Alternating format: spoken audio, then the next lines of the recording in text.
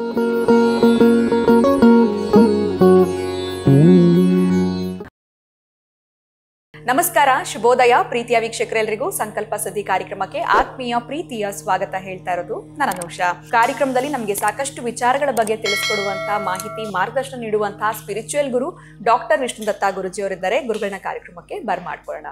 ನಮಸ್ತೆ ಗುರುಗಳೇ, ಕಾರ್ಯಕ್ರಮಕ್ಕೆ ಭಕ್ತಿಯ ಸ್ವಾಗತ. ಸಮಸ್ಯೆ ಬಂದಾಗ ದೇವರನ್ನ ಬೇಡ್ಕೊಳ್ಳುವಂಥದ್ದು ಅಥವಾ ಹರಕೆ ಕಟ್ಕೊಳ್ಳುವಂಥದ್ದು ಇವೆಲ್ಲ ತುಂಬಾ ಕಾಮನ್ ಅಂತಾನೆ ಹೇಳ್ಬೋದು. ನಾವ್ ಎಷ್ಟೇ ಪ್ರಾರ್ಥನೆ ಮಾಡಿದ್ರು ಭಗವಂತನ ಹತ್ರ ನಮಗ್ ಪ್ರತಿಫಲ ಅನ್ನೋಂಥದ್ದೇ ಸಿಗ್ತಾ ಇರೋದಿಲ್ಲ. ದೇವ್ರು ನಮ್ ಕಡೆ ನೋಡ್ತಾನೆ ಇಲ್ಲ, ಅಥವಾ ಇನ್ನೊಂದ್ಸಲ ಮಾಡೋದೇ ಬೇಡಪ್ಪ ಎಲ್ಲ ಟ್ರೈ ಮಾಡಿದ್ದಾಯ್ತು ಅಂತ ಒಂದು ನಂತು ಕೊಟ್ಟೋಗಿರ್ತಾರೆ ತುಂಬಾ ಜನ. ಈ ಟೆಂಪಲ್ ಆಯ್ತು, ಆ ಟೆಂಪಲ್ ಆಯ್ತು, ಮತ್ತೊಂದಾಯ್ತು, ದೇವ್ರು ನಮ್ ಕಡೆ ನೋಡ್ತಾ ಇಲ್ಲ. ಎಷ್ಟೇ ಭಗವಂತನ ಪ್ರಾರ್ಥನೆ ಮಾಡಿದ್ರು ನಮ್ಗೆ ಪ್ರತಿಫಲ ಸಿಗಲ್ಲ. ಈ ತರ ಯಾಕೆ ಆಗತ್ತೆ ಗುರುಗಳೇ? ಯಾಕೆ ಭಗವಂತನಿಂದ ನಮ್ಗೆ ಪ್ರತಿಫಲ ಅನ್ನುವಂಥದ್ದು ಸಿಗ್ತಾ ಇರೋದಿಲ್ಲ ನಮ್ಮ ಪ್ರಾರ್ಥನೆಗೆ? ಇದ್ರ ಬಗ್ಗೆ ತಿಳಿಸ್ಕೊಡಿ. ಓಂ ವಿಶ್ವಸ್ಮೈ ನಮಃ. ಪ್ರೀತಿಯ ಬಂಧುಗಳೇ, ಎಷ್ಟೇ ಅಮ್ಮ, ನಾನು ಬಹುಶಃ ಯಾವುದೋ ಒಂದು ಎಪಿಸೋಡಲ್ಲಿ ಹೇಳಿದ್ದಾನೆ, ಕೇಳಿಸ್ಕೊಳ್ತಾನೆ ಅವ, ಕೇಳಿಸ್ಕೊಳ್ತಾ ಏನಿಲ್ಲ. ಮೊನ್ನೆ ಯಾರೋ ಪ್ರಶ್ನೆ ಕೇಳಿದ್ದಕ್ಕೂ ಇದೆಯಾ ಉತ್ತರ ನಾನು ಕೊಟ್ಟಿದ್ದು. ಗುರುಗಳು, ಇಷ್ಟೊಂದು ಯಜ್ಞಗಳನ್ನು ಮಾಡುತ್ತೇವೆ, ಇಷ್ಟೊಂದು ಪಾರಾಯಣ ಮಾಡುತ್ತೇವೆ, ಎಲ್ಲರೂ ಸಾಮೂಹಿಕವಾಗಿ ಅನೇಕವಾಗಿರತಕ್ಕಂತಹದ್ದು ಸ್ತೋತ್ರ ವೇದ ಪಾರಾಯಣ ಮಾಡ್ತೇವೆ, ಇದೆಲ್ಲ ಅವನ ಕೇಳಿಸುತ್ತಾ ಅಂತ ಕೇಳ್ತಾನೆ. ಇದೆಲ್ಲ ಅವನು ಕೇಳಿಸುತ್ತಾ ಭಗವಂತನಿಗೆ? ಆಗ ಏನು ಇಲ್ಲಿ ಶಾಸನ ಅಂತಂದ್ರೆ, 84 ಲಕ್ಷ ಜೀವರಾಶಿಯಲ್ಲಿ ಸಣ್ಣದಾಗಿರತಕ್ಕಂಥದ್ದು ಕಟ್ಟ ಕಡೆಯದಾಗಿರತಕ್ಕಂಥ ಒಂದು ಇರುವೆ ಅಂತ ನಾವು ಕನ್ಸಿಡರ್ ಮಾಡಿದ್ರೆ ಭಗವಂತನದಲ್ಲ ಇದು. ನಾವು ಅಂದುಕೊಂಡ್ರೆ ಇದಕ್ಕಿಂತ ಕೀಳದಿರ್ಬೋದೇ, ಇದಕ್ಕಿಂತ ಚಿಕ್ಕದಿರ್ಬೋದೇನೋ ಒಂದು ಇರುವೆ ಅಂತ ಅಂದುಕೊಂಡ್ರೆ, ಆ ಇರುವೆ ಕಾಲು ಬಹುಶಃ ನೀವು ಇರುವೆ ನೀವು ಗಮನಿಸ್ಬೇಕು, ಸ್ವಲ್ಪ ಜೋಪಾನವಾಗಿ ಕೇಳಿಸ್ಕೊಳ್ಬೇಕಾಗತ್ತೆ. ಆ ಇರುವೆಯನ್ನು ಹಿಡಿಯೋದೇ ಕಷ್ಟ. ಅಂತಹದ್ರಲ್ಲಿ ಹಿಡಿದು ಅದಕ್ಕೇನೂ ಕೂಡ ತೊಂದರೆ ಆಗದಾಗಿ ಇನ್ನು ಅದರ ಕಾಲು ಎಲ್ಲಿದೆಯೋ ಅದನ್ನು ನೋಡಿಕೊಂಡು ಆ ಕಾಲಿಗೆ ಇನ್ನು ಅದಕ್ಕಿಂತ ಸೂಕ್ಷ್ಮವಾಗಿರೋ ಸಣ್ಣ ಗೆಜ್ಜೆ, ದೊಡ್ಡದಲ್ಲ, ಇನ್ನು ಆ ಕಾಲೇ ಅದೆಲ್ಲಿದೆಯೋ ಗೊತ್ತಾಗ್ತಾ ಇಲ್ಲ ನಮಗೆ. ಇನ್ನು ಆ ಕಾಲಿಗೆ ಗೆಜ್ಜೆ ಅದು ಯಾವ್ದು ಕಟ್ತಿರೋ ನನಗೆ ಗೊತ್ತಿಲ್ಲ. ಅಂತ ಗೆಜ್ಜೆಯನ್ನ ಕಟ್ಟಿದ್ರು ಕೂಡ ಆ ಗೆಜ್ಜೆಯ ಸಪ್ಪಳ ಅವನು ಕೇಳಿಸುತ್ತಂತೆ. ಇನ್ನು ನೀವು ಮಾಡುವಂಥ ಹರಕೆ, ನೀವು ಮಾಡುವಂಥ ಪ್ರಾರ್ಥನೆ, ನೀವು ಮಾಡುವಂಥ ಪೂಜೆಯನ್ನು ಕೇಳಿಸಲ್ವಾ? ಕೇಳಿಸುತ್ತೆ. ಆದರೆ ಯಾಕೆ ನಮಗಿನ್ನೂ ಪ್ರತಿಫಲ ಕೊಡಲಿಲ್ಲ? ಇದು ನಮ್ಮ ಪ್ರಶ್ನೆ ಆಗಿದ್ದಾಗ ಬಹುಶಃ ಅದನ್ನೇ ನಾನು ನಿಮಗೆ ಎಂದಾದರೂ ಹೇಳಿರ್ತೀನಿ ಏನೋ ಗೊತ್ತಿಲ್ಲ. ನಮಗೆ ಭಗವಂತ ಅನ್ನುವವ ನಮ್ಮ ಅಪೇಕ್ಷೆಗೆ ತಕ್ಕದಾಗಿರೋ ಒಂದು ಫಲವನ್ನ ಕೊಟ್ಟಿದ್ದಾನೆ ಅಂತಂದ್ರೆ ನೀವಲ್ಲಿ ವಿಶ್ವಾಸಪೂರ್ಣರಾಗಿದ್ದೀರ ಅಂತ ಅರ್ಥ. ಬಹುಶಃ ನಿಮ್ಮ ಫಲ ಈಗ ಹೇಗೆ ಸಣ್ಣದಾಗಿರ್ತಕ್ಕಂಥದ್ದು ಬೀಜ ಅದು ಹೂವಾಗಿ ಕಾಯಿಯಾಗಿ ಹಣ್ಣಾಗ್ತೋ, ನಿಮ್ಮದಿನ್ನೂ ನಿಮ್ಮ ಪ್ರಾರ್ಥನೆ ಎಲ್ಲಿದೆ ಅಂತಂದ್ರೆ ಸಣ್ಣದಾಗಿರ್ತಕ್ಕಂಥದ್ದು ಕಾಯಿ ಇರ್ಬೋದೇನೋ, ಒಂದು ಇನ್ನೂ ಸ್ವಲ್ಪ ಪ್ರಾರ್ಥನೆ ಬೇಕಾಗತ್ತೆ. ನಿಮ್ಮದಿನ್ನೂ ಕೂಡ ಪ್ರಾರ್ಥನೆ ಒಂದು ಹಂತಕ್ಕೆ ಬಂದಿದೆ ಅಂತಂದ್ರೆ ಸಿದ್ಧವಿದೆ, ಅವನು ಕೊಡ್ತಾನೆ ಅಂತ.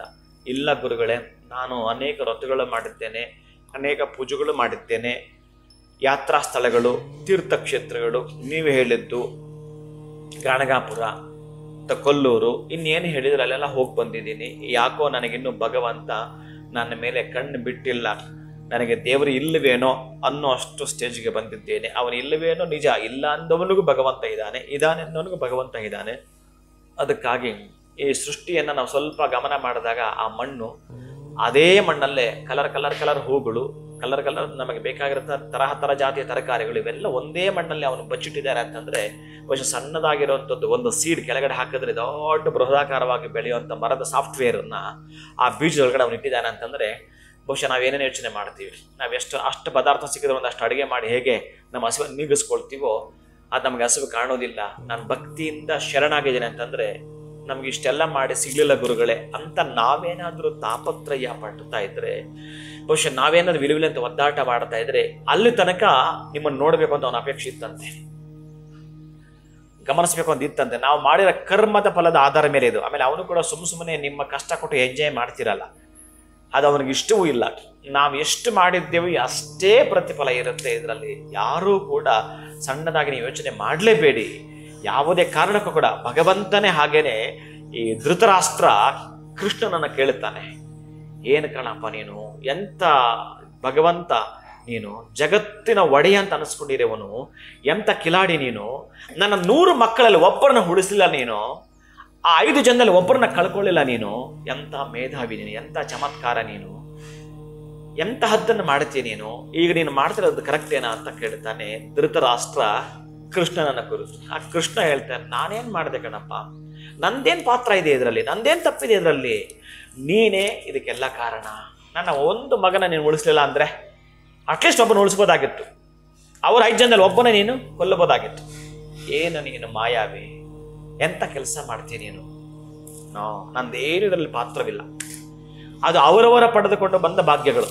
ಅಂದ್ರೆ ನಾನು 100 ಜನ ಮಕ್ಕಳನ್ನ ಕಳ್ಕೊಳ್ಳೋಂತ ಪಾಪ ಮಾಡಿದೀನಾ? ತೋರಿಸ್ಬೋದಾ ಈಗ ನಿನಗೊಂದ್ಸಲ? ತೋರಿಸ್ಲಾ? ಈಗ ನಮ್ಮ ಅಂಗೈ ಅಗಲ ಮೊಬೈಲ್ ಇದೆಯಲ್ಲ, ಅದರಲ್ಲಿ ಇಲ್ಲಿಂದ ವಿಡಿಯೋ ಕಾಲ್ ಮಾಡಿದ್ರೆ ಅಮೆರಿಕ ನೋಡ್ಬೋದಲ್ಲ ನಾವು. ಹಾಗೆ ಒಂದು ಸ್ಕ್ರೀನ್ ಮಾಡಿ ತೋರಿಸ್ತಾನೆ ಕೃಷ್ಣ. ನೋಡು ಆ ಸ್ಕ್ರೀನ್ ನೋಡು ಒಂದ್ಸಲ ಸ್ಕ್ರೀನ್ ನೋಡು, ಹಿಂದಿನ ಜನ್ಮ ಏನಾಗಿದೆ ನೋಡು ಒಂದ್ಸಲ. ಆಗ ಇದೇ ಧೃತರಾಷ್ಟ್ರ ಬೇಟೆಗಾರನಾಗಿದ್ದ. ಆ ಬೇಟೆಗಾರನಾಗಿದ್ದದ್ದು ಒಂದು ಮರದ ಮೇಲೆ 2 ಪಕ್ಷಿಗಳು ಮಿಲನ ಮಹೋತ್ಸವದಲ್ಲಿ ಪಾಲ್ಗೊಂಡು ಅದರದೇ ಆಗಿರತಕ್ಕಂತಹ 100 ಮೊಟ್ಟೆಗಳಿಗೆ ಕಾವು ಕೊಡುತ್ತಾ ಕುಳಿತಿದ್ದು. ಇವನು ಮೊದಲೇ ಬೇಟೆಗಾರ, ಹಬ್ಬ ಇವತ್ತು ನನಗೆ ಒಳ್ಳೆ ಆಹಾರ ಸಿಕ್ತು ಅಂತೇಳಿ ಅವನ ಬತ್ತಳಿಕೆಯಿಂದ ಬಾಣವನ್ನ ತೆಗೆದು ಹೂಡು ಬಿಡುತ್ತಾನೆ. ಆ ಪಕ್ಷಿಗಳಿಗೆ ಗುರಿ ತಪ್ಪಿ ಆಯ ಬಿದ್ದು ಅವು ಚಂಗನ ಮೇಲೆ ಆರು ಹೋಗ್ತವೆ. ಆ ಬುಟ್ಟಿ ಮೇಲೆ ಬಿದ್ದು ಅಷ್ಟೂ ಮೊಟ್ಟೆಗಳು ಕೆಳಗೆ ಬಿದ್ದು ನಾಶವಾಗ್ತವೆ. ಯಾವುದೇ ಪ್ರಾಣಿ ಪಕ್ಷಿಗಳಿಗೆ ಭಗವಂತ 3 ಕೊಟ್ಟಿದ್ದಾನೆ: ನಿದ್ರಾ, ಆಹಾರ, ಮೈಥುನ. ಇವು ನಡೀತಾ ಇರ್ತವೆ. ನಿದ್ರಾ, ಆಹಾರ, ಭಯ, ಮೈಥುನ ಇವು ಕೊಟ್ಟಿದ್ದಾನೆ ಭಗವಂತ. ಈಗ ನೀವು ನಾಯಿನ ಯಾವ್ದಾದ್ರು ಹಿಂಗೆ ಕರೀರಿ, ಎಷ್ಟು ಚೆನ್ನಾಗಿ ಬರುತ್ತೆ, ಬಾಲ ಅಲ್ಲಾಡ್ಸ್ಕೊಂಡು ಹೇ ಎನ್ನಿ ಓಡೋಗುತ್ತೆ. ಅದಕ್ಕೆ ಭಯ ಗೊತ್ತಿದೆ, ಅಲ್ಲಿಗೆ ನೀವು ಪ್ರೀತಿ ಕರೆದು ಗೊತ್ತಿದೆ, ಅದಕ್ಕೆ ಅಂದ್ರೆ ಭಾವನೆ ಇದೆ ಇದಕ್ಕೆ ಅಂತ. ಆ ಪಕ್ಷಿಗಳಿಗೆ ಭಾವನೆ ಇದೆ, ಪಾಪ ಮಾತು ಬರಲ್ಲ ಅದಕ್ಕೆ. ಹಾಗೇ ದುರ್ಗುಟ್ಕೊಂಡು ನೋಡ್ತವೆ. ನಮ್ಮ ಮಕ್ಕಳೆಲ್ಲ ನಾಶ ಆಗ್ಬಿಟ್ರು.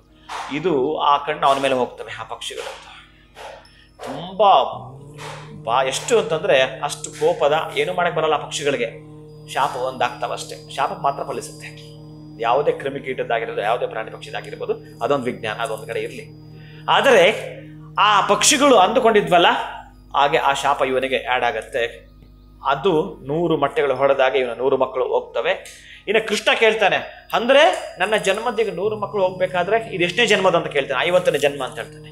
50 ಜನ್ಮಗಳ ಒಂದು ಮಗುನ ಪಡ್ಕೋಬೇಕಾದ್ರೆ ಎಷ್ಟೋ ದೇವಸ್ಥಾನದಲ್ಲಿ ಹರಕೆ ಹೊತ್ಕೊಳ್ತಾರೆ, ಎಷ್ಟೋ ಜನ್ಮಗಳ ಪುಣ್ಯ ಇರಬೇಕು. ನಿನಗೆ 100 ಮಕ್ಕಳು ಪಡ್ಕೋಬೇಕು ಅಂದ್ರೆ 50 ಜನ್ಮಗಳು ಬೇಕಾಯ್ತು ನನಗೆ ಅಂತ ಕೃಷ್ಣ ಹೇಳ್ತಾನೆ.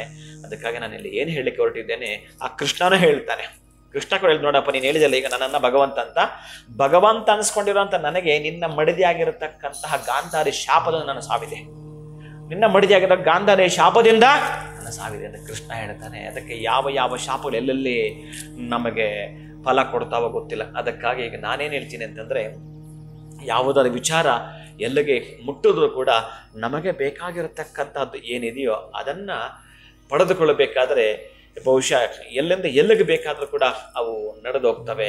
ನಿಮ್ಮದಿನ್ನೂ ಕೂಡ ಪ್ರತಿಫಲ ಸಿಕ್ಕೇ ಇಲ್ಲ ಪೂಜೆಗೆ ಅಂತಂದ್ರೆ ಏನ್ ಮಾಡ್ತಿದ್ದಾನೆ ಗೊತ್ತಾವ?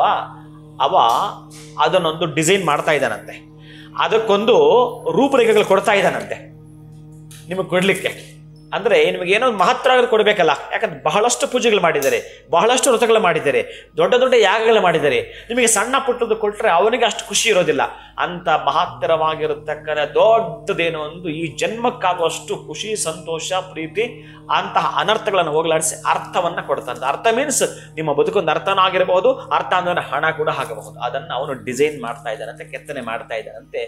ನಿಮ್ಮ ಕರೆಗೆ ಇನ್ನೂ ಹೋಗೋಡ್ಲಿಲ್ಲ ಅವ ಅಂತಂದ್ರೆ ಅವನು ಅದನ್ನ ಸಂಪೂರ್ಣವಾಗಿ ಹೇಗೆ ಬೇಕೋ ಹಾಗೆಲ್ಲ ಡಿಸೈನ್ ಮಾಡ್ತಾ ಇದ್ದಾನೆ. ಒಂದು ದಿನ ಅದನ್ನ ನಿಮಗೆ ಕೊಟ್ಟೇ ಕೊಡ್ತಾ, ನೆನಪಿಟ್ಕೊಳ್ಳಿ. ನೀವು ಮಾಡಿದ ಶ್ರದ್ಧೆಯಿಂದ ಭಕ್ತಿಯಿಂದ ಮಾಡಿರೋದು ನಿಜವಾಗಿದ್ದರೆ ಅಂತಹ ಎಲ್ಲ ಯಜ್ಞ ಯಾಗಗಳಿಗೂ ವ್ರತಗಳಿಗೂ ನಿಮ್ಮ ಉಪವಾಸಗಳು ಪ್ರತಿಫಲ ಕಟ್ಟಿಟ್ಟ ಬುತ್ತಿ ನೀವು ನಂದುಕೊಳ್ಳೋ ಹಾಗಿಲ್ಲ, ನಿಮ್ಗೆ ಅಪೇಕ್ಷೆ ಮೇರೆಗೆ ಸಿಕ್ಕೇ ಸಿಗುತ್ತೆ. ಖಂಡಿತವಾಗ್ಲೂ ಗುರುಗಳೇ, ಎಲ್ಲೋ ಒಂದು ಕಡೆ ಲೇಟ್ ಆದ್ರೂ ಪರವಾಗಿಲ್ಲ, ನಮಗೆ ಲೇಟೆಸ್ಟ್ ಆಗಿ ಸಿಗುತ್ತೆ ಅಂತಾರಲ್ಲ ಹಾಗೆ. ಜೊತೆಗೆ ನೀವು ಹೇಳಿದಂತಹ ಕಥೆಗಳು ಕೂಡ ಬಹಳ ಅದ್ಭುತವಾಗಿತ್ತು. ನಾವು ಮಾಡಿದಂತಹ ಪ್ರಾರ್ಥನೆ, ಆ ಇರುವೆ ಒಂದು ಕತೆ ಹೇಳಿದ್ರಿ, ಅದಕ್ಕೆ ಕಟ್ಟೋ ಒಂದು ಗೆಜ್ಜೆ ಕೂಡ ಅದು ಗೊತ್ತಾಗುತ್ತೆ ಅಂತ. ಸೊ ನಮ್ಮ ಯಾವುದೇ ರೀತಿ ವ್ರತ ಆಗಿರ್ಬೋದು, ಉಪವಾಸ ಅಥವಾ ಕ್ಷೇತ್ರಗಳಿಗೆ ಭೇಟಿ ನೀಡೋದು ಪ್ರತಿಯೊಂದು ಕೂಡ ಭಗವಂತನಿಗೆ ಗೊತ್ತಾಗತ್ತೆ. ತಾಳ್ಮೆಯಿಂದ ಇದ್ರೆ ಪ್ರತಿಫಲ ಅನ್ನೋಂಥದ್ದು ಸಿಕ್ಕೇ ಅಂತ ತಿಳಿಸ್ಕೊಟ್ಟಿದ್ದೀರಾ. ಧನ್ಯವಾದಗಳು ತಮಗೆ. ನಮಸ್ಕಾರ. ಹರೇ ಶ್ರೀನಿವಾಸ. ಇನ್ನು ಜೀವನದಲ್ಲಿ ಬರ್ತಿರುವಂತಹ ಯಾವುದೇ ರೀತಿಯಾಗಿರುವಂತಹ ಸಮಸ್ಯೆಗಳು, ತೊಂದರೆಗಳು, ಕಷ್ಟಗಳು ಇವೆಲ್ಲದರಿಂದ ಕೂಡ ನೀವು ಆದಷ್ಟು ಬೇಗ ಹೊರಗಡೆ ಬರಬೇಕು ಅಂತಂದ್ರೆ ಅಕ್ಷಯ ವೃಕ್ಷವನ್ನ ನೀವು ಇವತ್ತೇ ಬರ್ಮಾಡ್ಕೊಳ್ಳಿ ಅಂತ ಹೇಳ್ತಾ ಇವತ್ತಿನ ವಿಡಿಯೋನ ಮುಗಿಸುವಂತಹ ಸಮಯ ಆಗಿದೆ. ನಮಸ್ಕಾರ.